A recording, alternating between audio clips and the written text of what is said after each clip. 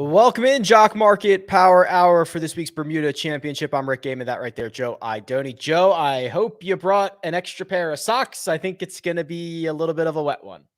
Rain jackets, baby, down there in Bermuda. I guess up there for me. But yeah, looks like it's going to be a windy and wet and hopefully complete weekend of golf. Hopefully Sunday night complete. Yeah, Yes. weekend of golf. I don't need weekday golf necessarily next week for the Bermuda Championship to conclude, but should be a ton of fun. Also, I mean, just right off the top, if there are starts and stops to this event, that kind of makes Jock Market much more interesting, in my opinion, because we normally have the natural end of round one, end of round two, end of round three breaks where you can kind of assess and see where everything's at. If you add in little ones in between, I feel like the live aspect of this continues to evolve. Totally. It's one of the things that makes it unique that we always talk about is the live aspect of it and how things are fluid throughout the event. So you can continue to add or sell shares or short players throughout the all 72 holes. So the additional breaks will certainly give you a chance to recap, maybe do a little digging through some of the numbers. And also weather, like it always throws a wrinkle in this, whether if you're in the correct wave or whether you're on the wrong side of that, can also make a big determination in your final score, as we know, which will ultimately affect your payout per share. Yeah, absolutely. And if you're just stumbling in here, we're playing Jock Market. We're playing Stock Market DFS. The IPO for the Bermuda Championship, it's open right now. You can bid on shares of golfers. And if you're one of the high bidders, when this thing closes about 9 p.m. Eastern time, about 45 minutes or so from right now, those shares are allocated to you. You build a portfolio. You can buy, sell, short golfers while this thing is running. And Joe, you can short golfers during IPO now. That's new, basically 2 weeks into this. So we're kind of getting our bearings, getting our feet underneath us and trying to learn as much as possible about the pros and cons of shorting during IPO. Yeah, absolutely. So it recently added to the app and a new feature that I think is going to really level the playing field during the 45 to hour long IPO hour that we kind of cover here. And it's kind of a new age for Jock Market. Like we've seen this thing evolve in terms of strategy, in terms of the IPOs, in terms of the high end of the market, the low end. What's the most profitable range? As more users come into the app, as we get an influx of more dollars, as we get an influx of new ways to play and ways to contribute to the IPO hour, I think we're going to start to see new strategies kind of settle in. So I did a little bit of digging this week to try and figure out kind of how things were sort of shaping up in the fall. I know last year we did kind of an end of the year recap thing, where we went over what were the most profitable ranges. So I put together like a little bit of numbers. You want to hear what I got? I love it. Yeah, let's dive into it. Yeah, I wanted to make sure to share this with everyone. So I got all the data, of course, in the free tools over on RickRunGood.com, where you can download the data from every single Jock Market PGA contest in history. So I really wanted to focus on, I know it's a short time span, but what's happened so far this fall as we have more users, as things have sort of changed. So I looked at the top 10 players and where they sort of went in the IPO to see what that range was sort of divulging out in terms of profitability. Interestingly, 4 out of the 5 tournaments so far this fall, the number one player or the player who wins has come out of that top 10, which I think maybe I think is a little bit more unusual than we may consider. So twice the number one player in terms of IPO in 5 events has ended up winning, being Rory McIlroy last week and Max Homa early in the Fortinet there. If you blindly basically bought, Rick, 20 shares of, say, every player in the top 10 so far. Okay. So 50 players, 5 events, 10 players. You would be up $257 through the first 5 events, which is a pretty profitable range. Now, what I kind of wanted to look at is what we had always seen in the past, which was always most profitable, would be sort of dumpster diving, right? Digging deep, finding the sort of penny stocks that were able to boom. So I basically compiled all the bottom half of the field together in all those events, 321 players total. If you did the same thing, bought 20 shares of each guy there, you would be down $129. So it was interesting to me that what once was sort of the most profitable range has now not become so much. And like I said, it could just be a short-term sort of bias in what we've seen so far this fall.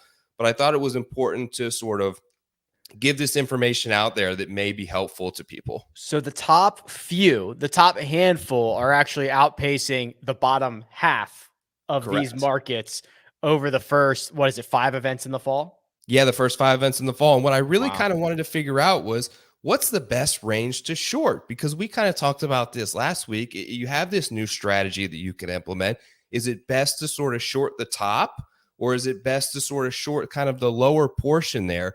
And I thought it was going to be the top, honestly. Like I thought when I was going and doing this data that it would be most profitable to short the players that are most expensive, because a couple of them miss the cut. A couple of them, don't finish in the top 15 or so, and they're going to lose you money, which would make shorting profitable. What I found is that it's actually those guys sort of at the bottom. So almost 80% of the guys in the bottom half of the field are actually going to lose money during the week. The problem, which we kind of talked about before we went hot, is the way that the spectrum works with those guys at the bottom, because there's a lot more risk when you short them. So if you short a guy at $2.30 and he misses the cut like you would expect, your only upside there is $1.30. Now, the flip side of that is someone like Kurt Kitayama last week, who was, right around $3 a share, ended up finishing, what did he finish? Third or second? Second. I think he finished second. Yeah. So he was up 1636 per share. So you basically have to, it wipes out basically 10 guys at the bottom that you successfully short.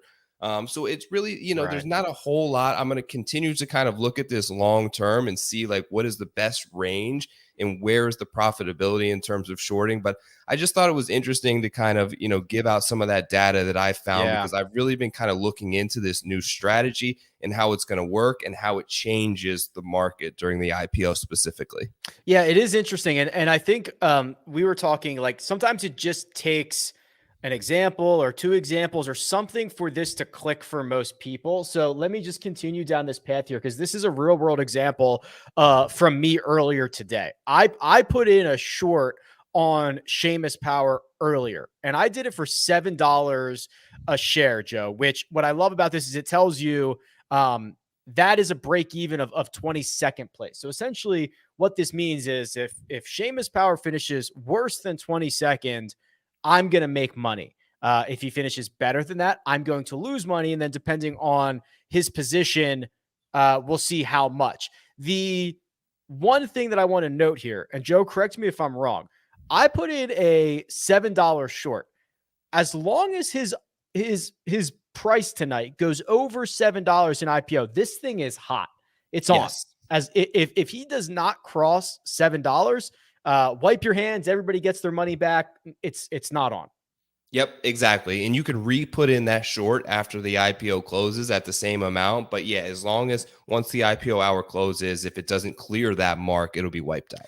Which I think is important, because this 30 or 45 minutes, it's frantic. It can be overwhelming for people. Some people are not available on Wednesday nights or whatever it is to do this live. I put this in hours ago.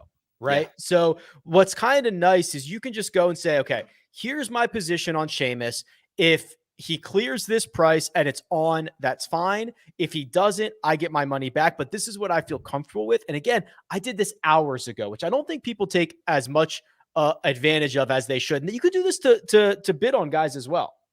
Yeah. And I think really, Rick, like you have to sort of rewire your brain and how we always think about fantasy sports and betting and everything, because all the data that we're looking at every week is to try and figure out who the course fits, who's playing well, who's got the recent form coming in, who's got good course history, who do we think's going to win, right? So this is a way to kind of re-engineer the way you think about things and look at the reverse side of it. Whose recent form isn't great? Who's missed a couple cuts here in the past? Who does this course not set up well for? And if you're willing to sort of take that leap and put in that energy and personal resources into figuring that out, like this week's, if you want to fade Seamus Power, this is a way and an avenue to do that that's not available really anywhere else.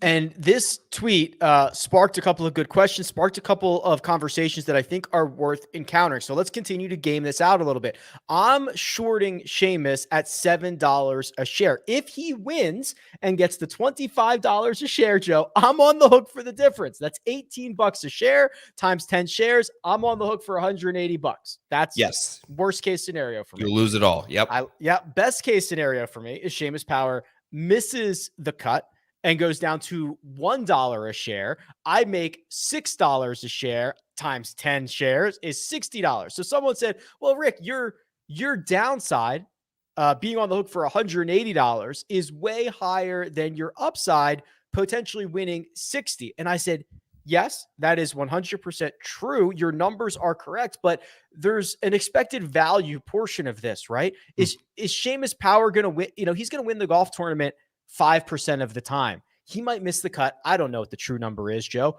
25% of the time, 30% of the time. So it's not like every outcome is the same likelihood. Absolutely. The way that I look at it. And do the exact number that he's going to miss the cut, it can be debated, but I know he's not winning this event 30% of the time, right? That they play this. So, and even like on the flip side, like if Sheamus Power finishes, I don't know, 10th this week, that's a pretty good week for him by all considerations. You're only out 10th place pays $11 a share. So you're only out the $4 then. So 4 times 10, you're only minus 40 if he finishes top 10. So it's all on a moving spectrum. There are definitely a lot more finishing places that he can finish below that $7 line than there are above it. What I love is that, even if it's clear he's not going to win the golf tournament, but he's still in it on Saturday and Sunday, those places are going to matter to me, right? Like there is a big difference for me between 18th and 27th. One of them I'm a loser, one of them I'm a winner. So like it is going to definitely keep me engaged to what Sheamus is doing all week, which I think broader picture, all fantasy sports or all sports in general, the idea of being engaged as long as possible is what we're here for. Right? Like I bet $50 on a football game because I want 3 hours of entertainment and I hope it's close all the way till the end. This is literally like a way that I can now be engaged for the entirety of it.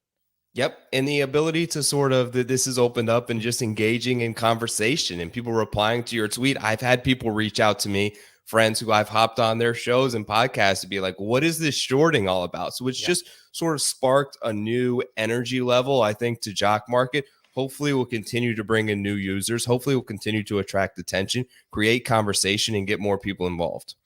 So the code to sign up and get your deposit bonus is POWER. There is a link in the description. It'll get you a $100 deposit match. You can be rocking and rolling with a couple of extra bucks in your account. But that's not the only way, Joe, to continue to get more value out of your Jock Market account. So last week, they launched this rewards program where essentially if you complete weekly tasks, you get points for doing so. And then the more points that you have, you get entered into these draws and they give out raffles of cash or swag or all this other stuff.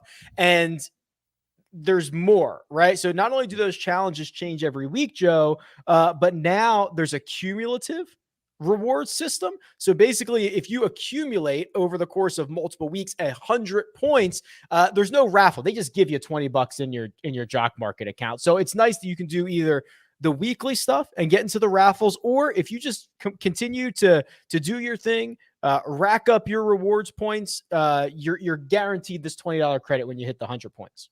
Yep, exactly. It's like buy 9 subs and get the 10th one free. So a good idea, man. And I just love that they received some user feedback on this via Twitter and other things, and they adapted. They're willing to change, and they're willing to listen, and they're willing to do whatever it takes kind of to make their users happy and content. And it's just refreshing to kind of see them have the willingness to do so. And I sort of applaud them for that. So the only thing that you need to do, and we've done this before in the Jock Market, is you need to fill out this very simple Google form. It is literally 2 questions. It is, what is your Jock Market username and what is your Jock Market email address, basically so that they can track your points over multiple weeks. We've done this before for other contests when we had pros versus Joes or whatever we called it. Yeah. You had to do this as well. So the link to fill out this form, it's in the description. You can get yourself involved. It'll take you literally 3 seconds to fill it out. And if you want to start earning those points for this week, I've got the challenges here, Joe. So here are your week 2 challenges, and there's a lot of them. Live trade at least $25 in an NBA late market. That's worth a point. If you join 10 events this week, that's worth a point. Trade 25 for a high scoring hockey player. That'll get you something. So I'm not going to read through all of them, but they get increasingly more valuable. Like if you trade $50 in PGA, NBA, and NFL, that's 5 points. That's through the whole week, correct? Yeah, that's for the whole week. Yeah. It's not just awesome. tonight. Yeah. So, I mean, it's literally, again, these have been tweeted out by Jock Market. They've been put on Instagram. There's a lot of different ways to get it done, but lots of challenges, lots of ways to earn points, lots of ways to earn some of that cash. Good stuff. Love it. Pretty sweet. Okay. My clock says 8:31 p.m. Eastern time. So we've got about 29 minutes or so until this IPO is over. Let us quickly, Joe, play a little bullish or bearish. This is our opportunity to choose 4 different golfers and kind of take a stance on either one. I'll make the first one very quick because I'll just start with Seamus Power, right? Like I don't like the way that he's been hitting his approaches. He's lost strokes on approach in 7 straight. I think with the starting and the stopping and the weather, I think this could just be a weird event. And I think there's a lot of chaos involved. I'm obviously bearish on Seamus Power. I am as well. Already I'm looking at now, like already getting close to your $7 mark. Let's go. Hopefully the bearish stance will prove wisely. But you mentioned it, right? The irons have totally left him. The fact that it's just, there's something about this event, I think, Rick, and we'll talk later about the field strength and all that, but just veteran players like Seamus, like I don't love them in this spot. I'd rather take my chances on a couple of young upcoming Korn Ferry Tour grads, players with a lot more motivation. The FedEx Cup points are there, which is debatable, but they're there. So there's a lot of the guys like that, veteran journeyman like Seamus Power, who's been around, who's played in big events, who's played in major championships. I don't think this week is getting his maximum attention. That coupled with the fact that he's not hitting his irons well, you mentioned 7 straight losses, I'm going to be bearish also. The other thing, so he's currently, I'll spoil it, he's currently at $6.79 a share. So once he gets over $7, my short is on. Maybe I should have gone for 8. Maybe I should have gone for $8 and see if I could get that for that to hit. So we'll see. We'll keep an eye on Seamus as the evening goes on. All right, where do you want to head here, Joe, for a bullish or bearish? Okay, I got to talk about my boy, and I'm not even sure how to say his first name, but S.H. Kim. Yes. He goes by that's okay. He just goes by S.H. Kim now. So he just goes by S.H. Kim. Okay, good. Disappointing performance last week at the CJ Cup, which I'm willing to kind of overlook. I don't necessarily think that's a terrible thing. Before that, had been a huge earner in all 4 of his opening jock markets that he had been a part of, including obviously the big jump there at the Shriners with the T4, where you see the $14 per share payout. Just hit it. Speaking of a guy hitting his irons really well, he's doing so. I think that he has a lot of different facets to his game that should set up well here. I looked at some of the Korn Ferry Tour events that were actually played in the region, because they play a couple of events in the Caribbean and sort of South Florida and these typical coastline Bermuda courses where it gets very windy. He played very well in those also. I think this is a good spot for him to rebound. I think he has all the motivation in the world to come out here and try to get as many points as he can. I'm bullish on S.H. Kim. Yeah, and I think that's fair, and I think I am as well. He's coming off what was his worst ball striking measured tournament of his career. I don't think that's likely to happen again. I've seen him in person. He freaking flushes it, man. Like it's such a good swing. So yes, I'm with you.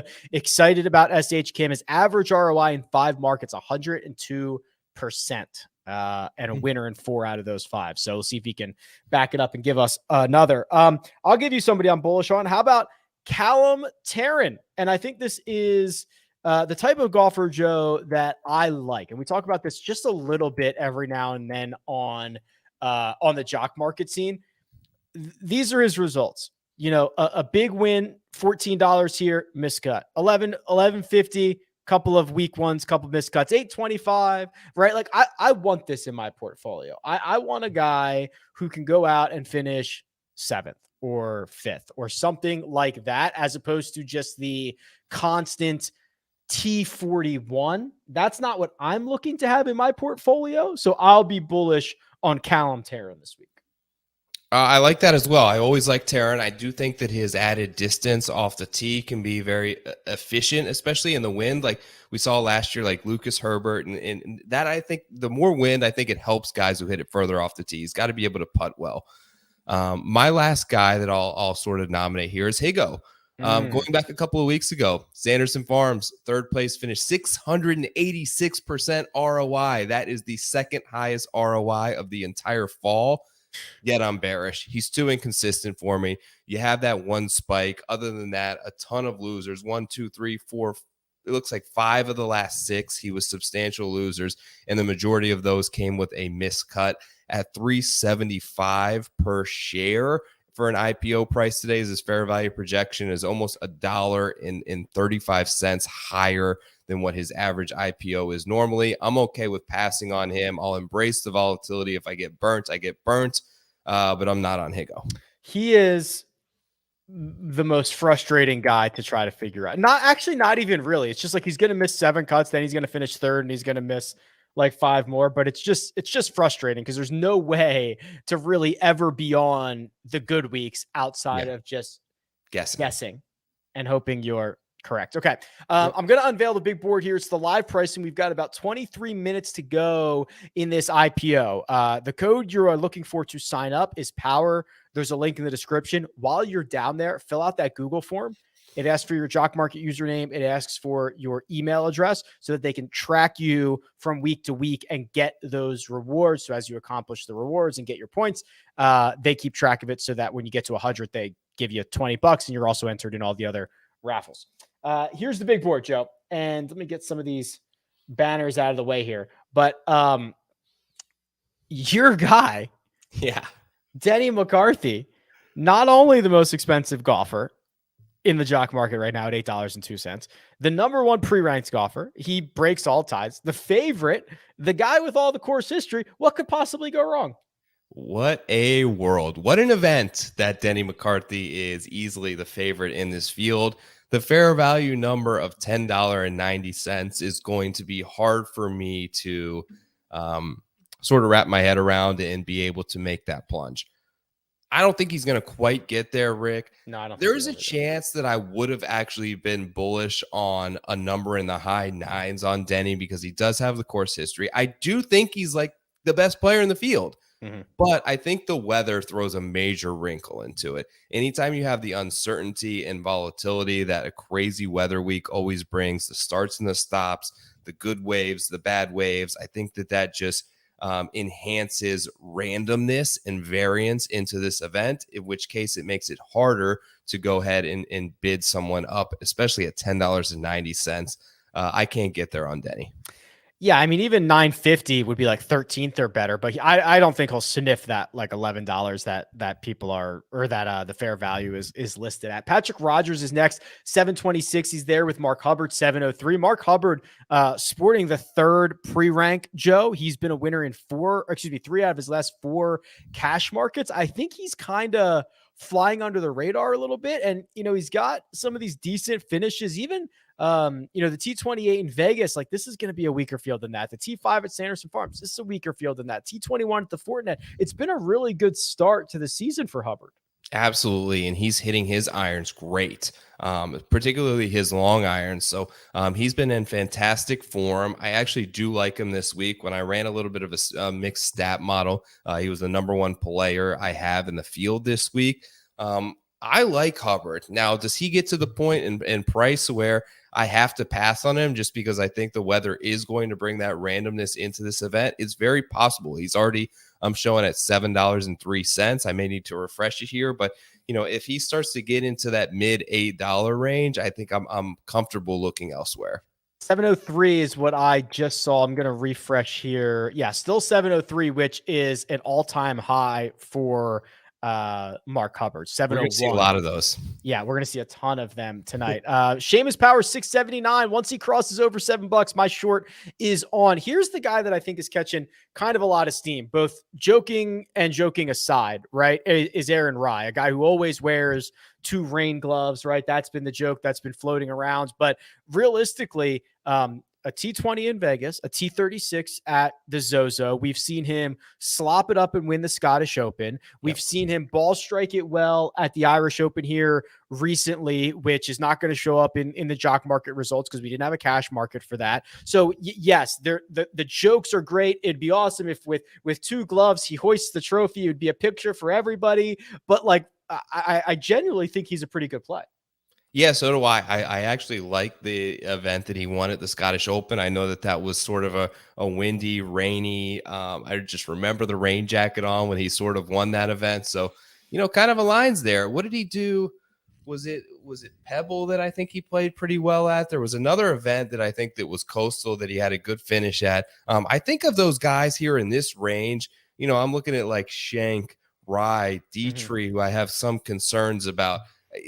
He's the one that makes the most sense for me in this range and who I would be most comfortable going to in terms of a floor versus ceiling, kind of weighing the benefits, pros and cons of each. Yeah. How much of a difference between some of these guys do you think there are? Right. I mean, someone's going to have to be the most expensive. Someone's going to have to be the 10th most expensive. Is Steven Yeager at $6.40 tangibly much better than Justin Lauer, 577, Adam Long, 550. You know what I mean? Like this, it's a pretty tight field, isn't it?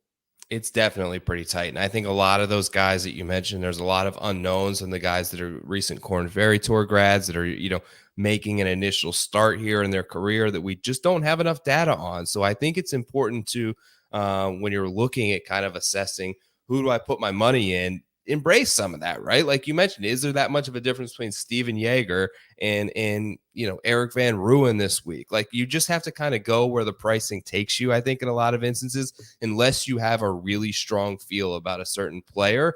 I think that really anything can happen in a lot of these ranges. Did you mention not being as high on Thomas Dietrich as probably everybody else is? I did. Yeah. I've just heard his name a lot. So I just have a feeling that public sentiment is probably going to outprice him in terms of what I'm looking for Dietrich. He's actually a good jock market player. Now, if you go back to people who've been following him on the European tour for years, there's a number of times that they thought they were going to get a victory out of Thomas Dietrich that he ended up folding on Sunday. He's kind of got that moniker in his early career of not being able to close. Doesn't really matter as much in the jock market. We've seen a lot of players Emiliano Grillos and these guys be very profitable, finishing second and third.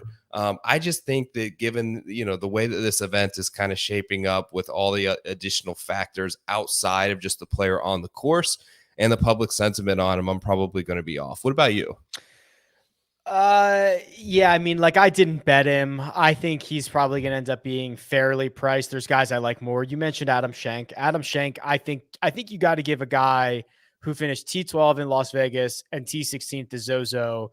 I think you got to give him a boost, right? I mean, it's just those are so much stronger fields than what he's going to get this week. I think it's a pretty good opportunity for him. So it's not anything in particular that I'm not excited about with Dietrich. I just like the other guys a lot better, and I think he's going to be too expensive for me. Got it. As we continue down, I've bet on Robbie Shelton. Again, you're not going to get the whole view of what he's been up to here on this platform because he's got a lot of Korn Ferry results. He won like twice in his last 12 Korn Ferry Tour starts. He's off to a decent start here. T21 at the Fortinet, T15 at the Shriners. He hasn't missed a cut. So he's kind of one of these younger guys that I'm interested in. And I think you could throw, Will Gordon into the mix. He's $5.30 at the moment. That's kind of interesting for somebody who might be back. Is there anybody else kind of in this $4 to $5 range, Joe, that you're really keying on? Yeah, Will Gordon is a good one. I love the way that he's sort of been ball striking it. I love that he has the additional distance off the tee, and he's got some good recent form and finishes that he's got under his belt so far this fall. Fortinet, Sanderson, Shriners, all pretty good results for him. I like him probably the best in this range, but like you kind of alluded to earlier, it's all going to come down to being ready to pounce as the pricing kind of fluctuates in this range, because I won't mind necessarily pivoting off him because I still have question marks. All of these guys have question marks who are in this field. So if you're able to pivot for $1 cheaper, I think it could be warranted. I'll tell you what, as I flip this around and look at the top 10 golfers in terms of pre-rank, I would be circling Adrian Meronk's name right now. $5 for the second pre-ranked golfer. He's basically the third cheapest guy in the top 10 that you can get. He's going to be a huge unknown to most people, right? Mm-hmm. I mean, if you click his Jock Market stats, he's a loser in 3 of them. If you look at what he's been up to on the DP World Tour, it's a lot better.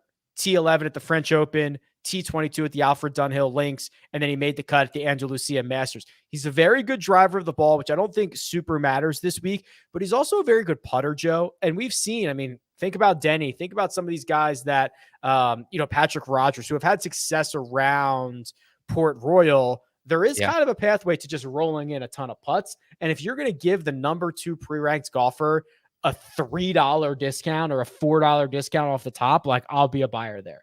Yeah, number 2 pre-rank is massive, as we always talk about how it will break all ties.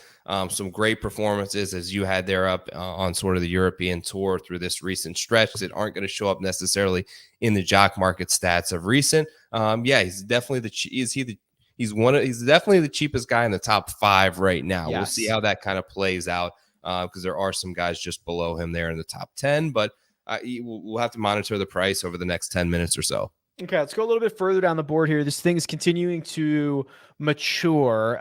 This $4, it's a massive $4 range. Harry Hall has not played well as of late, but he finished second or third here last year. Had a pretty good finish at this event. We've got a couple of interesting options like a Sam Stevens or a Ben Griffin. Is there anybody here, Joe, that we're kind of highlighting that might make your portfolio tonight? Yeah, I'm trying to pull up where he's at. Okay, so I see $4.13. I believe he goes by Marty, but is it Marty Dow? Yeah, he goes by Marty, but this has him as Zicheng Dao. I have some interest in this guy. Okay. Looking at guys who've played well on the Corn Ferry Tour, he's kind of been a journeyman there. 3 career victories. I dug a little bit more into it, and he's had some really good numbers on Bermuda grass. His most recent victory came in the Bahamas last season on the Corn Ferry Tour. So I have some interest in this guy who's had, he has victories under the belt, and he's been able to do it. So if he can be able to play well this week, right there down at $4.13, I just think some of maybe the unknowns about him. I don't think he's a recognizable name that I think it can present some upside in the $4 range. Yeah, $4.13 right now. His fair value is $5.70. The fair value is putting him at 29th or better. So definitely some wiggle room on Marty Dow at the moment. Below that, I've had questions about Luke Donald this week. This is a golf course that historically you do not have to be long because it's one of the shortest golf courses that we have. And you've got guys like, I haven't seen him, but like Brian Gay, so I'm certain, so there he is, lurking somewhere in this field, $2.75. How about some of these shorter hitters, Joe? They're finally live for the first time in a while. Definitely. And this is one of those events on the calendar that I think these type of players absolutely circle every year at like 6,800 yards. So it's not a golf course that you can straight up overpower. I think the winds coming off the coast play a huge factor. The fairways are difficult to hit from what I remember. So just keeping it within the plane, right? Even if you're not on the fairway, keeping it within a close proximity to the fairway is going to give yourself the opportunity to sort of stick some wedges in there that are going to be coming in from relatively short distances. So I think the shorter, accurate players, there's probably half the events on the PGA Tour that they really have no shot at. This is not one of them, and I think it opens a lot of doors in one of the events that they definitely have highlighted on the calendar every year as an opportunity. Yeah, Adam Long and Ryan Armour and these guys that Yeah. kind of get boxed out in some spots start to make a lot more sense. Okay, we are about 11 minutes or so away from this IPO closing up, maybe 10 minutes or so. The code to get your deposit bonus is POWER. There is a link in the description. Also, if you fill out the form that's down there, we'll keep track of how many points that you earn based on the rewards, and you can earn yourself some swag or some raffle tickets or just cold hard credit, quite honestly. But here we go. This IPO continues to mature. Denny McCarthy 802. He's your number one pre-ranked golfer. Rogers and Hubbard, along with Thomas Dietrich, who just got a big jump in the last few minutes, all in the $7 range. And in the $6 range, everybody's kind of lining up behind. There are a couple guys in this $6 range, which I think is going to be interesting. It's going to be golfers 7 through 20 or 7 through 25 in this field. I think are going to be really interesting to see the position in which they shake out. Nick Hardy back to playing again. Is there anybody else kind of in this 688 to 550 range that you think is worth clicking and adding to your favorites list? Yeah, you kind of mentioned him briefly. I don't mind Adam Long. Didn't play great at the Zozo, but top 30 at the Sanderson before that. Has had some good performances. I believe it like Corrales before, and on these type of sort of coastal Caribbean type golf courses. I'm not sure if it was the Bermuda Corrales last year that he played really well, but I just think a guy that has some upside through the end of the year there, a bunch of top 20s in a row, basically through the RBC Canadian Open to the 3M Open late in the summer. He had 4 consecutive top 20s. So the form is not that far off. It's shifted a little bit, but I think given the strength of this field, he's one of probably the better players in terms of PGA Tour results during his young career. And I think it's a good spot for him where he's not going to be penalized for his lack of distance and pop off the tee. Flipping around, looking at the top 10, Lucas Glover and Eric Van Rooyen are the two cheapest top 10 golfers that you can get. This is an incredible stat profile here, Joe, from Lucas Glover, who goes loser, loser, plus 152. Loser, loser, loser, loser, loser, loser, loser, loser, plus 525, loser, loser, loser. My God, Lucas Glover. Yeah, I have no interest in Lucas Glover. I don't have any interest in Eric Van Rooyen either. He's coming off an injury. I'm looking here, and he hasn't broken par in a PGA Tour event since the RBC Heritage. So it looks like 6 consecutive events where he's been well over par in terms of final score. That compiled with, dealing with an injury and a lack of practice, everything else that's going to come into this event. I don't love Glover or Van Rooyen at number 8 and 9 in the pre-rank. I'd be happy to short either one of them. Speaking of shorting, I'm 10 cents away from my Sheamus Power short for me. Don't let me not have a sweat in this. I've get him there. Tweeted it out. I've made a big deal about it. We got it. We need somebody throw a dime out there and let me get this on. Let's go. So Sheamus at 690, try to get through that $7 mark. Let's go to the bottom of this field. There are John Daly's in this field. Let's see who else we have. Ryan Brem, who out of nowhere won a golf tournament last year. Then you get a couple of youngsters like Nico Echeverria. I don't even know who else is here. Jonathan Bird, I hope his clubs have gotten there. I know he was waiting for his clubs to get in. Okay. I wouldn't mind the flyer on Akshay. I thought about it. Yeah. It hasn't been good since his Korn Ferry win, but his Korn Ferry win came in the Bahamas. It wasn't Bermuda, but it was in the Bahamas. Yeah. And I'll tell you what, Cody Gribble's been playing a lot better. Cody Gribble finished 30th at the Sanderson Farms. I can actually pull him up here because he's got Korn Ferry stuff, but he's probably been playing better than a lot of people realize. T9 missed cut, T26, T12, T30. Last one was a PGA Tour event. Not bad. He's back. This is the guy that slapped the gator on the butt, right? That's him. Yeah. Yeah. Says, as Smiley ran away from it. Yeah. Cody Gribble said, "Hey, get back in that lake. Go home." Yes. Oh, Joe, it's 8:54. You have to go. Got to go. All right, so Joe is going to go and make his bids right now, and then we're going to rendezvous with him in a second, and I'll take you the rest of the way here. Remember, a couple of things that are very important in the description.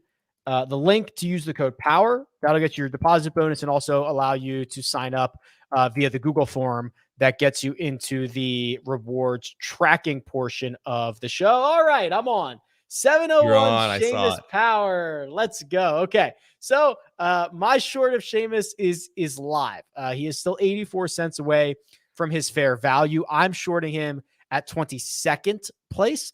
Right now his fair value would be 18th, right? So he's got a few more cents before we get to that point.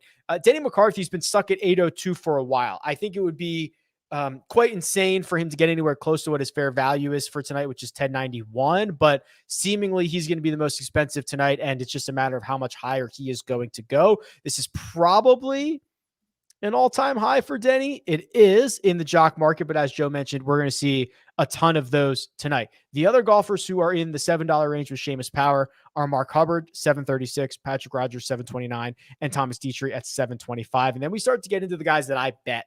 Adam Schenk, I've bet. Aaron Rye, I've bet. They're 688 and 676. I've bet Robbie Shelton. He's 585. And there's one more. Oh, Callum Tarrant, 534. Those are my four just standard kind of, these are my clicks for the week. We'll see what ends up happening. A little bit of movement here on Grayson Sigg. So he's been playing much better. And you see when he plays well, he's got legitimate top 20, top 10 upside in some of these deeper fields. John Deere, 3M, Sanderson, Shriners. I know you're not thinking those are an absolute gauntlet of PGA Tour events, but they are certainly going to be stronger than what we are going to encounter this week. Sam Ryder also catching a little bit of steam. He's over his fair value already by 45 cents. And I guess it's warranted. He's been a winner in 3 straight. He's been a winner in 4 out of 5. He's spiked a few times along the way, seems to be rounding into form at the right time for his game.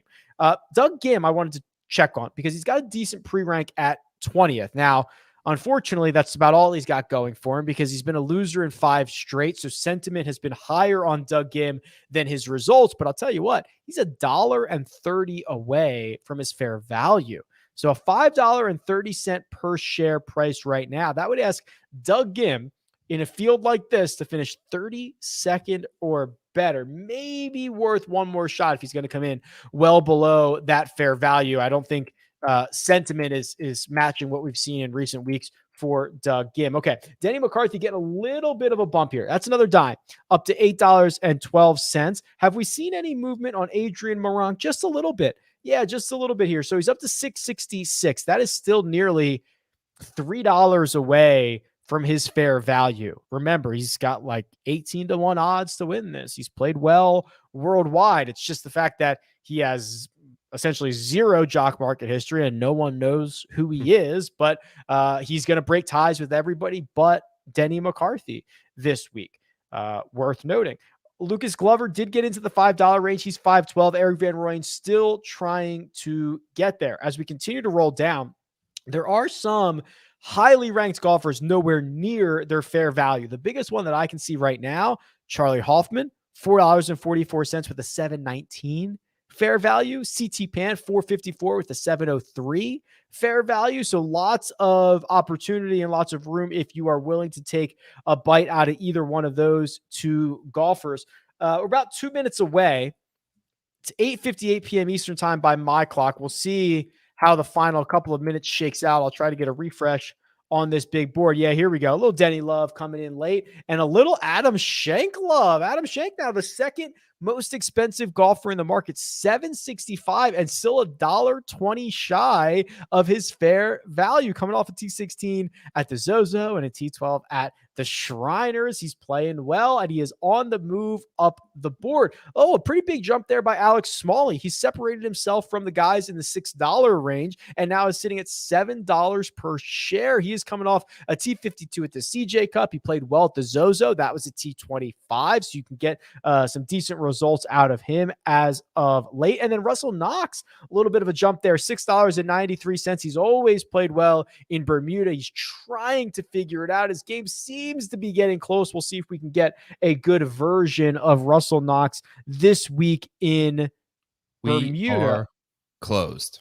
And we are going to shut it down because this IPO is closed. There was a late run on some. I was waiting to see. You can't have 20 guys in like the $6 range or whatever. I was waiting to see which one of those guys was going to break out. Alex Smalley made a move, and Adam Schenk made a move late there, Joe. Schenk made a big move, and I was surprised. Surprised actually that Denny finished right around, I believe, like 850 or something like that. We'll have to pull in the final numbers, but he was a good like almost $2.50 below his fair value. So I think a lot of people sort of embracing that volatility of the weather. Okay, I believe I have. Okay, I think I've got the final pricing now. But before I reveal that, Joe, why don't you let us know what you got for this week's Bermuda Championship? Yes, absolutely. Okay, here's what I got. In terms of shares that I have of players, I have Aaron Rye, I have Marty Dow, Brandon Wu, Ben On.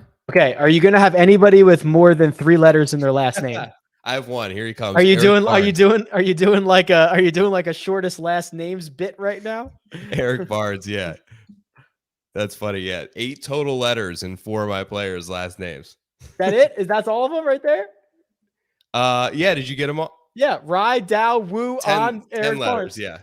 That's it. Those are all the shares I have. And I shorted 3 players. So I shorted Patrick Rogers, Charlie Hoffman, and I shorted Garrick Higo, who I talked about. Hoffman. Higo at 446 means I basically need him to finish, let's see, 39th or worse in order to finish that up. So if he misses the cut or finishes in the bottom half of guys who make the cut, I will return a profit on that short. What did you get? What did you short Rogers at? Let me see. So because that one's interesting because like that, this is just like I get why, but it's just like, hey, out of the blue, Patrick Rogers catches all the steam in the world, and it's like, yep, Rogers at 728. It looks like that would mean he needs to finish basically top 20 in order to burn me there. Anything below the top 20, I'll be okay at. I think I'd rather have your Rogers short than my Shane. Yeah, and Charlie Hoffman too was the other one. Let me see what Hoffman. So Hoffman was 455, which he's been playing terrible. I just have no confidence in him. He's basically the same number there that Higo was. So anything outside of the top 37, and I'll make money on that one as well. All right, there you go. So that's Aaron Rye, Marty Dow, Brandon Wu, right? Not Dylan Wu. Brandon Wu. Yep. Benny On, Eric Barnes, and shorts of Patrick Rogers, Charlie Hoffman, Garrick Higo for Joe. Now let's look at the big board here and see what that final pricing came in with. Denny McCarthy, no surprise, the most expensive, $837. So we knew he wasn't going to get to 1080, but he finished about $2.50 short, which is about 16th or better. It's not a bad price, to be honest with you. Right as things were closing, I had him pulled up and was considering making a bid on him because, like I mentioned, I do think he's probably the best player in the field and the most likely in terms of win percentage outcomes. 16th or better is much lower than we see usually for that top price guy. Yeah, it's really close. He's about even money to finish, like, depending on where you look, like top 20. So that like it's pretty close. It's pretty fair. Good job. Efficient pricing there for the market. Adam Schenk is second with Mark Hubbard and Thomas Dietrich coming in. This Adrian Morant could be the steal of this entire thing. It goes for 666, which is 24th or better. Yeah. I mean, he's got the third shortest odds in the field.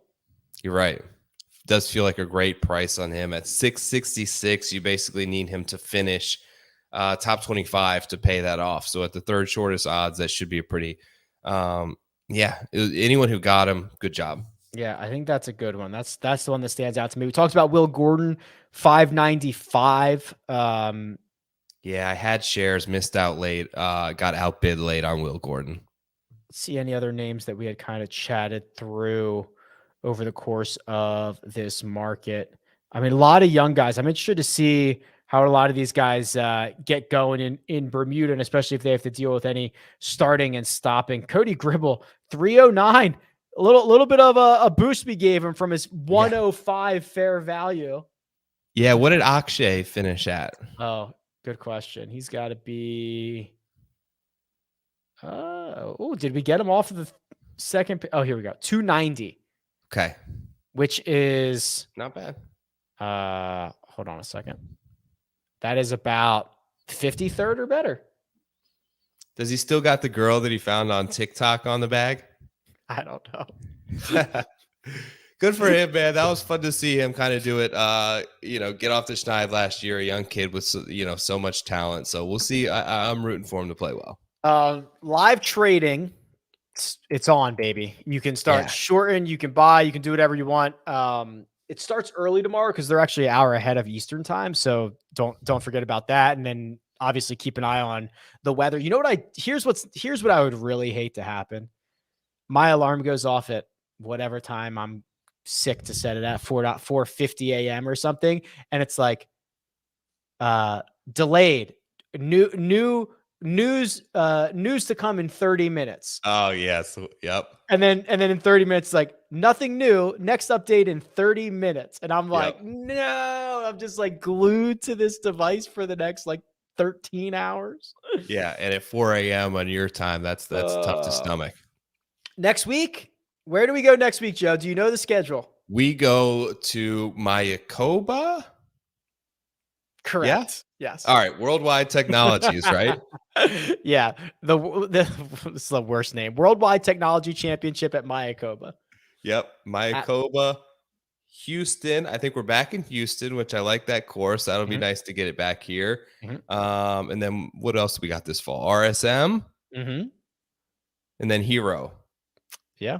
That's it. All right. And we did have Jock Market for the Hero, if I remember correctly, last year. The 20-player field? Yeah, I think we did. They had it shortened field, but it was actually kind of fun because I remember guys going for like $12 a share. So it was an interesting one. That's pretty sick. Okay. I'd like to see that again. All right. Well, we'll be back next week, same time, same place for Mayakoba. And obviously, if you haven't started playing yet, you're crazy, but there is a link in the description. You can use the code POWER. All that stuff is there for you to get your free cash. You can earn your points towards your rewards and profit in many, many ways. Joe is available on Twitter at TourPicks. You can find me at RickRunGood. This has been your Jock Market Power Hour for this week's Bermuda Championship. Good luck.